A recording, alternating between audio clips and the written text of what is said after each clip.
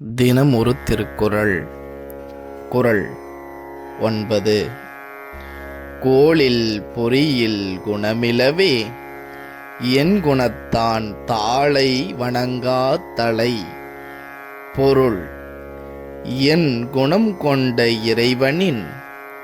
இறைவனுடைய 8 குணங்கள்: தன்வயத்தன் ஆதல், தூய உடம்பினன் ஆதல், இயற்கை உணர்வினன் ஆதல், முற்றும் உணர்தல், இயல்பாகவே பாசங்களின் நீங்குதல், பேரொருள் உடைமை, முடிவில் ஆற்றல் உடைமை, வரம்பு இல் இன்பம் உடைமை என இவை 8 குணங்கள் கொண்ட இறைவன் சிவபெருமான்.